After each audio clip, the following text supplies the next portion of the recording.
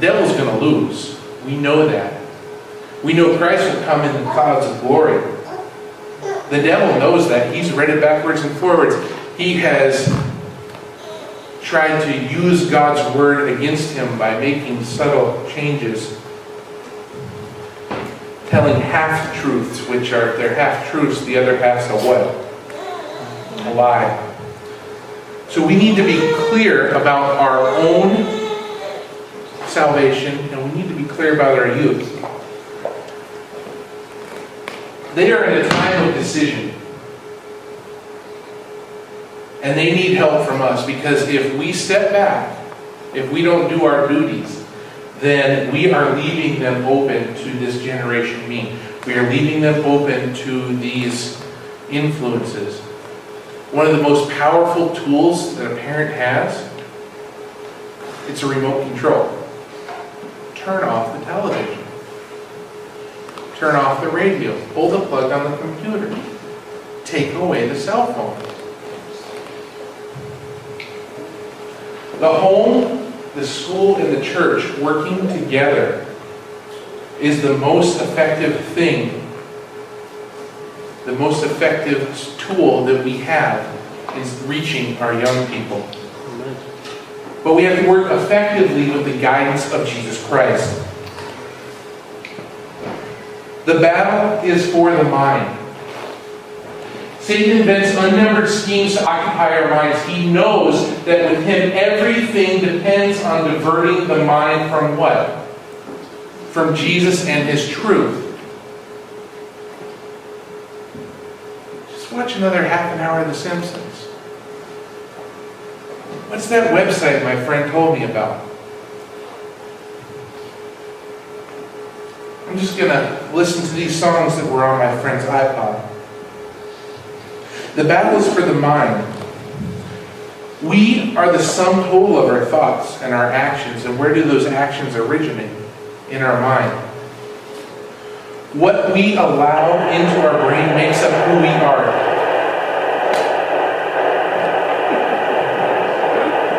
If our youth are watching 7.3 hours a day of media or involved with that, what are they putting into their minds?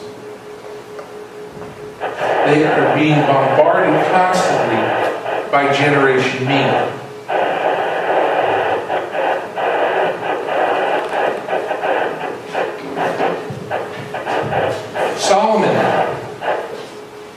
Solomon, I consider him the second most wisest person in the world. Christ would be at the top of the list.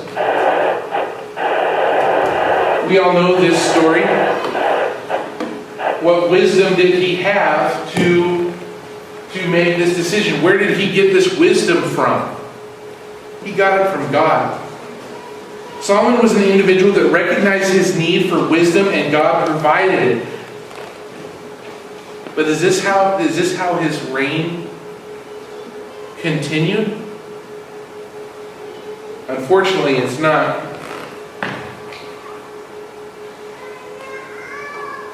So gradual was Solomon's apostasy that before he was aware of it, he had wandered from God. Almost as imperceptibly, he began to trust less and less in the divine guidance and blessing. He put confidence in his own strength. Sounds a little bit like Generation Me. Little by little, he began to withhold from God that unswerving obedience which was to make Israel a peculiar people. He conformed more and more closely to the customs of the surrounding nations. But Jimmy's mom lets him do it. Adventists, we're still called, I hear it less and less, odd, weird people of the book. That's a good thing. That's a good thing that we are set apart from the world. Instead of growing more and more accustomed to the culture of our surroundings. Yielding to the temptations incident to his success and his honored position, he forgot the source of his prosperity. Just like the rest of Israel, Solomon strayed from God. He got blessings from God, certainly. He, who in his early reign had displayed much wisdom and sympathy in resorting to a helpless babe to his unfortunate mother, fell so low as to consent to the erection of an idol to whom living children were offered as sacrifices. He went from discerning which child, this child belonged to which mother. He fell so low that he allowed altars to be put up in Israel in which living children were put up as sacrifices. What do we do with the things that are offered to us? How can somebody so high stoop so low?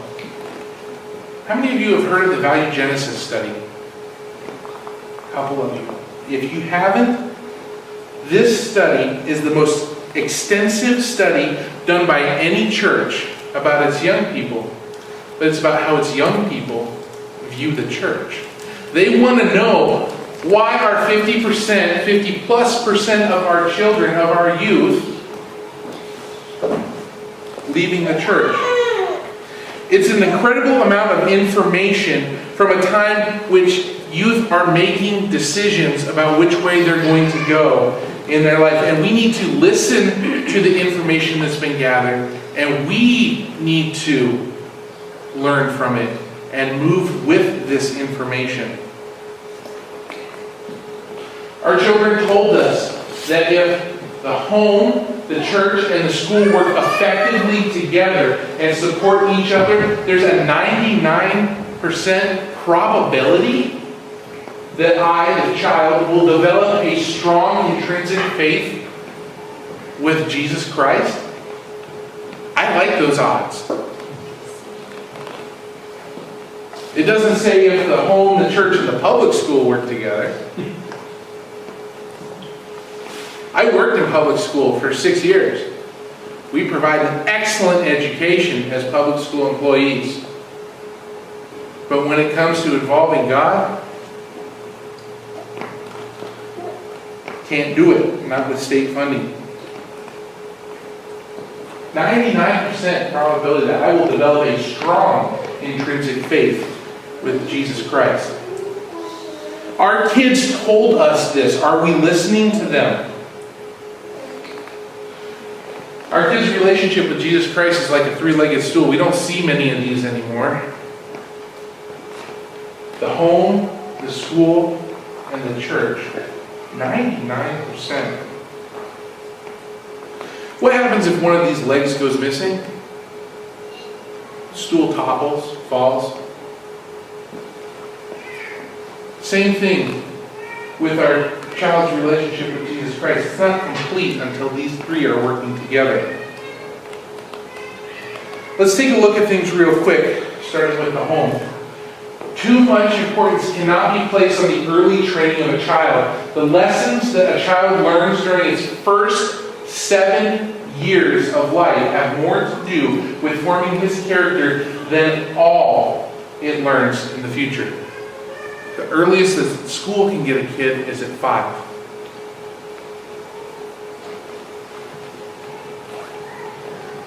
Then all its years in the future. There has to be a good foundation. There has to be a good foundation. George Barna, he has a study that shows by age 13, children have developed a value system that they will die with. By age 13. That has a lot to do with the text that we put up at the very beginning. Train up a child in the way they should go, and when they are old, they will not depart from it. I hope that some of those 51% that they've been trained up and that they will be called back by the Lord. But there's no guarantee. We need to keep them here. We need to keep them in the church. Deuteronomy 6, 4-7.